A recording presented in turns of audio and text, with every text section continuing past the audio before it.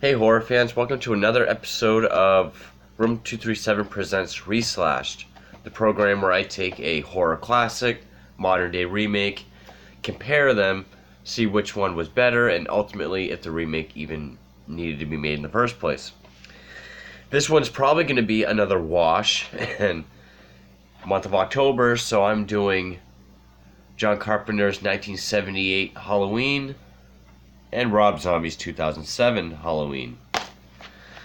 And right off the bat, I've already done reviews for both of these, so go check those out. But let's get on to it. Bring up my criteria. Alright, first, this is a new one. Let's look at the filmmaker, John Carpenter. Legend, both horror, sci-fi, and fantasy. He's a guy, looking at his horror films, most notably Halloween, The Thing, and, let's say, The Fog. He's a guy that, he is very into natural lighting. He is a big, 2351 widescreen. He loves the look of widescreen. And his use of music. He doesn't, a lot of times he composes his own scores, as he did in this. In fact, this movie was going to be silent as far as score goes, because he thought it would make it more realistic and kind of eerie. But people thought it was boring and not that scary. So he put a simple score over it. And same thing with Psycho, it opened the movie right up. He is very well influenced by Alfred Hitchcock. And this would be his Psycho. It's also, the key word for this film would be subtlety. Subtle story, subtle performances, subtle music, subtle kills. Great tricks with, of how to scare the audience. My favorite example would be when Annie and Laurie are on the phone together. Annie's in the kitchen. She walks by and we see, no one in the background. We cut to Laurie. Cut back to Annie. She's still walking around the kitchen. You look in the background. He's standing there in the background, looking at her through a window. Cut back to Laurie, cut back to Andy. You look then, he's gone. No music, no way to know he's there. You just have to catch it. That's scary. Now let's look at Rob Zombie, who is a musician. He's a heavy metal musician. I'm a fan of his music.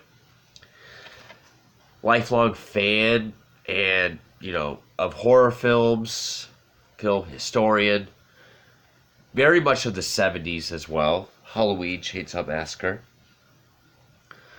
He puts a lot of his own music in his films. Why wouldn't he? Sort of did his own spin on the Halloween theme.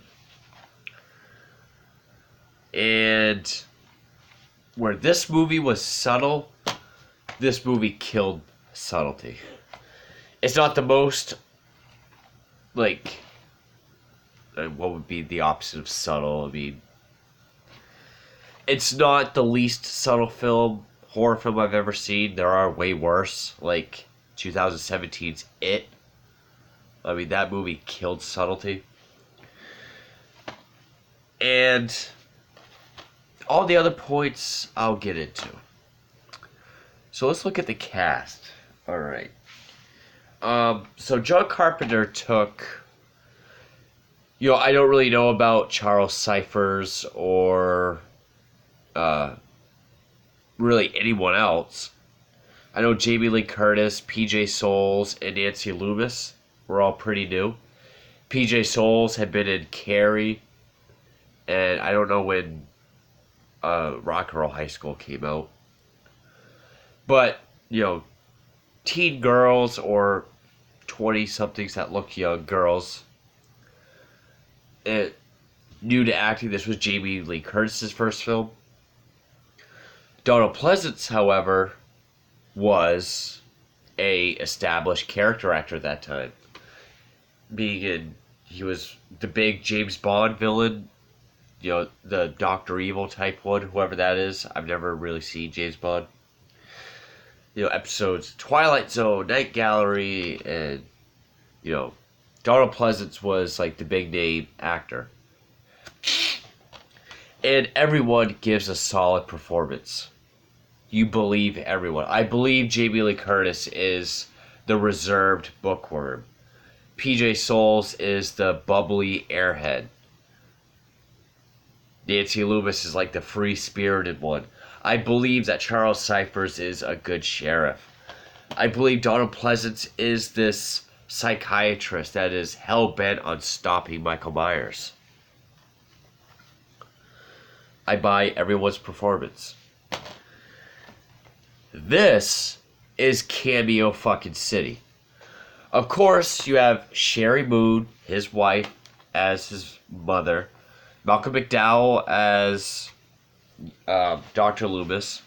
Which, Donald Pleasance is irreplaceable. No matter who you get, it's not going to add up. I would say Malcolm McDowell probably is the best choice. Not in Halloween 2. Scout Taylor Compton is the opposite of Jamie Lee Curtis for Laurie Strode. She's just annoying. There was no inkling to how, she's the reserved bookworm, straight A student. She's just spunky. Spunky and fun. That's all she is. And all she does is scream. She doesn't fight back whatsoever. She's not the kind of person you can root for. Like you can root for Jamie Lee in this. And there's just so many cameos that talking about the cast would take forever. Bill Moseley, William Forsythe, Danny Trejo, Courtney Gaines, I believe is his name, Malachi from Children of the Corn, one of the banjo guys from Devil's Rejects, Clint Howard, Udo Kier. The only person that I think gives a worthwhile performance in this is Brad Dourif, who's a great character actor anyway, but Brad Dourif as Sheriff Brackett, really the only solid performance in my opinion. But also, the Dig Fark, whatever his name is, he was just an annoying kid. No acting chops, just, his face is always neutral. He's just, all the time. Once in a while, you'll get him trying to be cute, like with a smile. But it's mostly just, like, things he says. Like, he's either, like, trying to be tough, like, fuck you. Or screaming like a fucking child, I'm not listening. Or, the kid was not a good actor. Especially when he's already in the asylum and, Loomis is asking him about stuff. He's just like, Just not a good kid actor. Cast, I'm already been doing this for 10 fucking minutes. It's gonna be a long ass episode. Already goes to Halloween for cast. Effects, okay. This could go either way. Because this is not an effects film at all. You get a little bit of blood when he kills his sister. A little bit when Bob, PJ Soul's boyfriend, is nailed to or stabbed up against the wall. You see like blood run down his feet. It's not an effects film. This one is, but even then, it kind of just feels like any other, like Lionsgate type film. I mean, doesn't really say who did any kind of effects. So, I mean, it's not really an effects film, but, so, I mean, I guess I have to, well, this is my opinion. I would say this film, because it's not just what effects look better, but which is more effective. I think this one, still, it is not bias or nostalgia. You know, this movie is built more on suspense and scares than it is just blood. Friday the 13th is a bloody movie. That's why Friday the 13th works. This one has its scares elsewhere. That's what it's trying to do. And also, that's why this one is the most effective of all Halloween films. Atmosphere. That's a fucking wash. Atmosphere. This movie's all atmosphere. This one, you get brown and orange leaves. So it feels like October. But this one, some of those shots, like at the end, when we see that Michael is no longer dead on the ground, and we get all those shots of all the places we've been, you get just a little bit of natural light. Like when we see like the living room from that one angle, with some light from like the moonlight, it's that dread and that, foreboding. That's atmosphere. Or even in the beginning, when Loomis and that other woman are pulling up to the hospital, the sanitarium, it is dark and it's raining, and as soon as the headlights can see it, you just see all the mental patients that have escaped or outside in their white gowns. It is just like, it's natural darkness, so they're just being illuminated as you come up to it. That's fucking creepy. Or like, when you see Michael's hand come down the car window that hit it. That's not really atmospheric, that's more of an effect, but this one has that sense of dread and isolation is what I was looking for also. So, definitely this. Scares. Okay, well, like I said earlier, subtlety can be scary. How do I know? Because there really isn't one jump scare in this film. I guess you could say when Bob is killed and he opens the pantry, Michael comes out, you have the bong.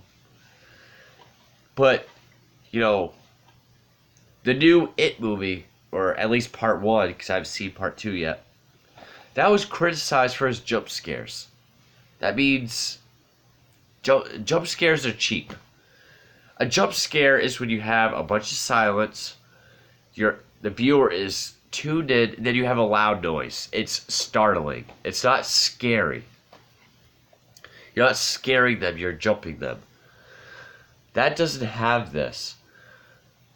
When you can show Michael, like I said earlier, in the background with no music, so when you're kind of watching and then you just kind of move your eyes just a little bit to the left, and you're like, oh Jesus, I didn't even see that. That's fucked up. Or, one of the keys to suspense. Show the audience that something's going to happen, but not the character. Jamie Lee Curtis thinks she's killed Michael. She's sitting there resting. And in the background, we just see Michael just sit up. And the music doesn't kick in until, he sits up and then dun, dun, dun. That works. The POV shots, which are great shots, by the way. It's like reverse suspense. It's like in the beginning when you hear Michael's sister humming to herself, we're approaching closer and closer. It's like reverse suspense because you kind of get the idea it's the killer. You're like, oh no, don't go in there. And also, one of the most famous lines from this movie, it could even be the tagline, or like on a t-shirt, everyone's entitled to one good scare. That's a famous quote. It's called Halloween, the holiday of lots of things, but to be scary. It's subtle and it scares work.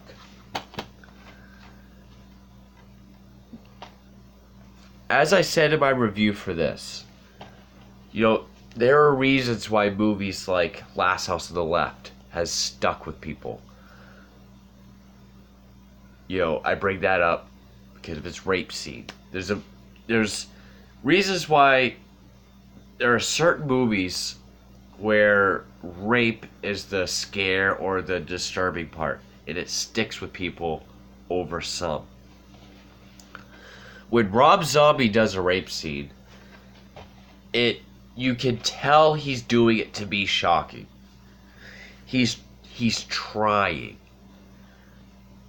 Which to me, whether it be this, Devil's Rejects, the sexual humiliation scene of that, it's like it doesn't stick with me. I still think of like Last House on the Left, the original one. That was done in a way that was horrific. Hell, even the remake, I would say, is less forced and a bit more disturbing than the rape scene in this. I bring up the rape scene because that's the kind of shock value scares this is going for. And then when you have a little kid like this walking around with like the dun dun dun Halloween music chasing after his sister, little kid wearing a big Michael Myers mask so he looks like a bobblehead, it looks silly. If you're putting that in there to be scary, I'm sorry, it's silly. This is not subtle in any way, and it shows. It tries to be over the top and shocking to be scary, and it doesn't work. This movie is as subtle as they come in all the scares you remember. So scares go to the original. The killer, okay. This is the closest that's probably going to come to a tie for different reasons. Okay, yes, I will admit, I would be more scared of, I think in my review for this, I said 7'19" fucking killer.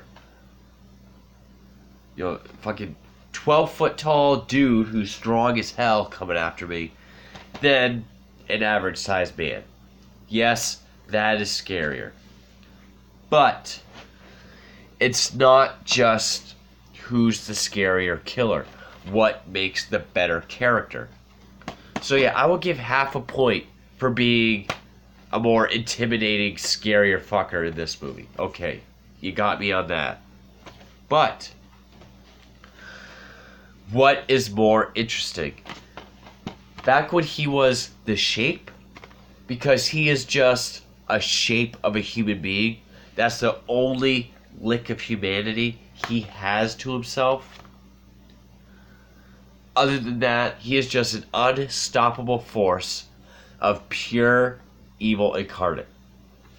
There's no reasoning, no sense, no method, no nothing to what he does. But just stalk, kill, and set up the scares. Like setting up the bodies to be found. Okay. This was before he went after his sister, before he went after his family members. He was just random, senseless evil. That, or every serial killer movie you've ever seen put into one. And don't get me wrong, yes, all these are reference books and, other stuff dealing with serial killers. I'm into real life serial killers. Like obviously Rob Zombie is. But, if I already know that this famous character is just the body of a human, but unstoppable evil for the sake of being evil, it kind of takes away from it when, oh, he comes from a white trash environment. His mom's a stripper. His sister's a slut. His stepdad's an abusive alcoholic. He's bullied at school, misunderstood by teachers, tortures and kills animals. You know, when you put every textbook bullet point for how I became a serial killer, it kind of, especially when your killer's supposed to be as enigmatic as Michael Myers, it kind of loses its mystique and interest. He took Michael Myers and made him Henry Lee Lucas. So, ultimately, I have to give it to this, but as more interesting and scarier to watch, well, okay, this one is scarier because of his size. You got me. But an interesting killer, yes, this one. And again, as I said in my review for this, I know there are people who friggin' watch hour after hour of investigation discovery and just like, well, I really like the idea that they put the psychology of a serial killer in there. You know, it's like, that's what real serial killers are like. I thought it was neat that they gave him a real serial killer. He's not a real serial killer. He's not supposed to be. He's not supposed to be like that. He's literal unstoppable evil. You want to build a profile? Go watch Friday the 13th. Go watch Psycho. Those are people you can build a profile on. Michael Myers is not a prolific serial killer, in the sense you can build a profile on him. So yeah, no. Score. Well, once again, subtlety. You know, I will say I like Rob Zombie's version. You know, he has the what is it? 4/4 time signature score, but with this like boom, boom, boom, boom, dun, dun, behind it. That sounds cool. But, you know, he has to put in, you know, he has to make it 1970, no matter what. Like 1970 something. So, you know, opens up with a song by, I think it's T-Rex. Then he's got, you know, Love Hurts. And so the music doesn't really fit. And even then, like, I can't even remember certain instances where he has the Halloween music or different portions of it over random parts. But this, every piece of music works. Like the da da da da da da da. Like when Donald Pleasance is telling his story to Sheriff Brackett. Or like the big open part of the music, the blah, blah, blah, da, da, da, da. Or even when he's like following Laurie home from school, and it's,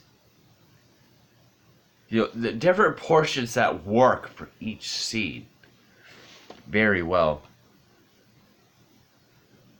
You know, like when he sits up and turns his head, the dun, dun, dun, do, do, do, do, blah. Score goes to this. So, which one was better in my opinion? This one. Because of all those things, I awarded this a half a point for being scarier looking. As far as the killer. Did it need to be made? No. I mean, okay, classics as big as Halloween don't need to be remade. Even Rob Zombie said, you know, Halloween was done perfectly the first time, why remake it? absolutely fucking right. Why don't we remake old crappy movies? Like my last review was The Killer Shrews, which they did do a remake, but even that was low budget and independent. I don't think this needed to be made. But similar to like Nightmare on Elm Street or Friday the 13th or Chainsaw Massacre, it's already this was already like the 10th Halloween film. It already had a huge franchise. So it's not like this was the only one and it had this great legacy and everything. Then the remake came. It's not like that. Like, it's known that there's like, you know, this many fucking movies. But I will say, how it was made, I think Rob Zombie missed the point of what makes this movie.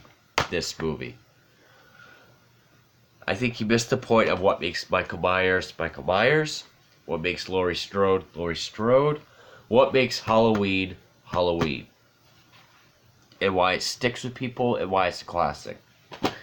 Yes, I know it's reimagining. He wanted to do his own take on it, but ultimately, I don't think it worked at all. It might have done better as a Chainsaw Massacre film. It might have done better as,